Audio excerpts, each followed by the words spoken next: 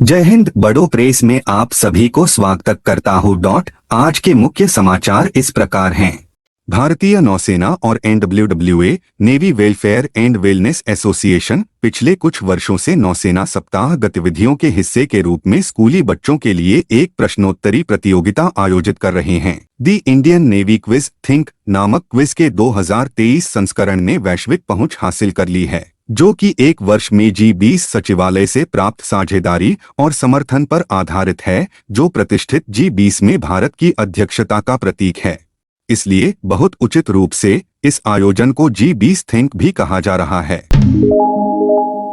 असम के मुख्यमंत्री हिमंता बिस्वा शर्मा ने छत्तीसगढ़ में विधानसभा के रैली में कहा, बीजेपी का 1 लाख नौकरी का वादा और कोई भी रिश्वत लेने का काम नहीं करेगा। महतारी वंदना योजना के तहत हर माह को महीने की हर 10 तारीख को 1000 रुपए उनके बैंक खाते में मिलेंगे। अटल बिहारी वाजपेयी जी की जयंती पर चावल अधिप्राप्ति एवं बकाया बोनस वितरण करेगा। 10 हर महीना 10 तारीख को 1000 रुपया बैंक के अकाउंट में जाएगा। यहाँ में वो स्कीम का नाम दिया गया है महतारी Vandana Yojana. Voice of global south summit के दूसरे सत्र में प्रधानमंत्री नरेंद्र मोदी की समापन टिप्पणी की है, एक ही पुकार राजस्थान में भी चाहिए भाजपा सरकार। असम की मुख्यमंत्री हिमंता बिस्वा शर्मा राजस्थान में विधानसभा की रैली में कहा। वारंगल ईस्ट तेलंगाना में राहुल गांधी ने रोड शो किया है। इस रोड शो में राहुल गांधी को बड़े मात्रा में लोग साथ देने का वादा किया है।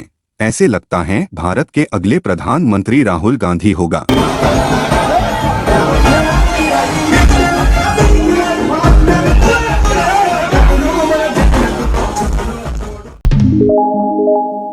प्रधानमंत्री श्री नरेंद्र मोदी ने पेड्रो सांचेज को स्पेन के प्रधानमंत्री के रूप में फिर से चुने जाने पर बधाई दी है।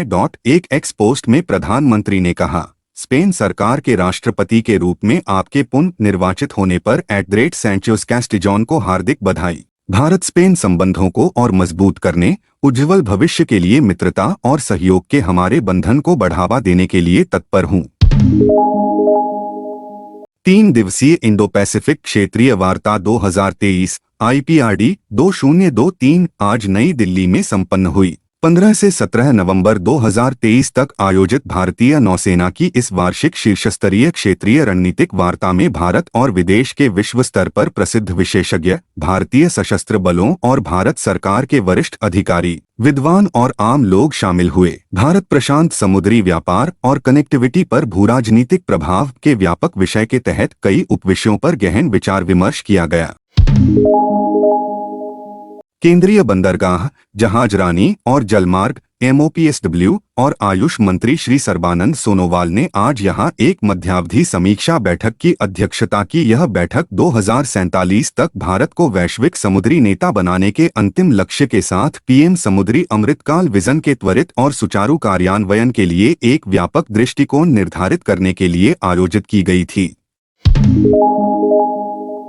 केंद्रीय शिक्षा और कौशल विकास एवं उद्यमिता मंत्री श्री धर्मेंद्र प्रधान ने आज नई दिल्ली में आयोजित दूसरे वॉइस ऑफ ग्लोबल साउथ शिखर सम्मेलन में शिक्षा मंत्रियों के सत्र की अध्यक्षता की। सबके विकास के लिए एक साथ, सबके विश्वास के साथ विषय के तहत चल रहे शिखर सम्मेलन ने विशेष रूप से शिक्षा के क्षेत्र में महत्वपूर्ण मुद्दों को संबोधित किया। शिक्षा मंत्रियों ने मानव संसाधनों को भविष्य के लिए तैयार बनाने के विषय पर विचार विमर्श किया।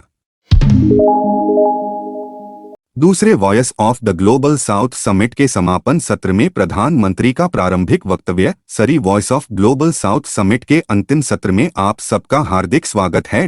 मुझे खुशी है कि आज पूरे दिन चली इस समिट में लैटिन अमेरिका और कैरिबियन देशों से लेकर अफ्रीका, एशिया और पैसिफिक आइलैंड से करीब 130 देशों ने भाग लिया है। एक साल के भीतर ग्लोबल साउथ की 2 समिट होना और उसमें बड़ी संख्या में आप सभी का जुड़ना अपने आप में दुनिया के लिए एक बहुत बड़ा मैसेज है।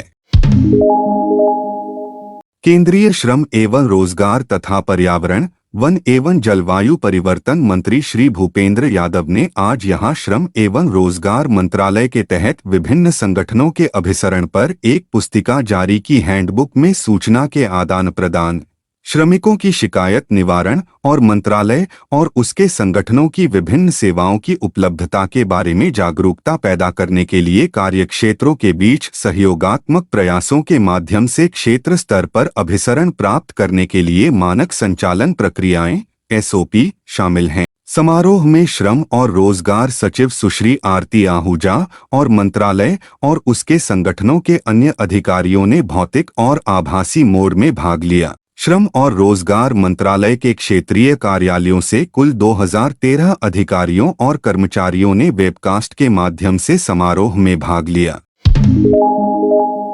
इंडोनेशिया में अपने कार्यक्रमों के दूसरे और अंतिम दिन रक्षा मंत्री श्री राजनाथ सिंह ने 17 नवंबर 2023 को जकार्ता में तिमोर लेस्ते के रक्षा मंत्री rear admiral professor doctor Donaciano do Rosario da Costa Gomes के साथ द्विपक्षीय बैठक के दौरान रक्षा मंत्री ने तिमोर लेस्ते की विकास आवश्यकताओं, विशेषकर रक्षा क्षेत्र में भारत के निरंतर समर्थन का आश्वासन दिया। दोनों मंत्रियों ने भारत में निर्मित रक्षा उपकरणों की आपूर्ति, क्षमता निर्माण और प्रशिक्षण सहित भविष्य के सहयोग के संभावित क्षेत्रों पर चर्चा की।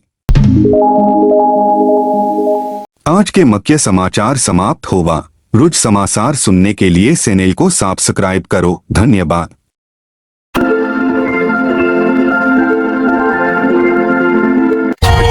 For more updates, subscribe to our channel, click the show links and enjoy watching the videos.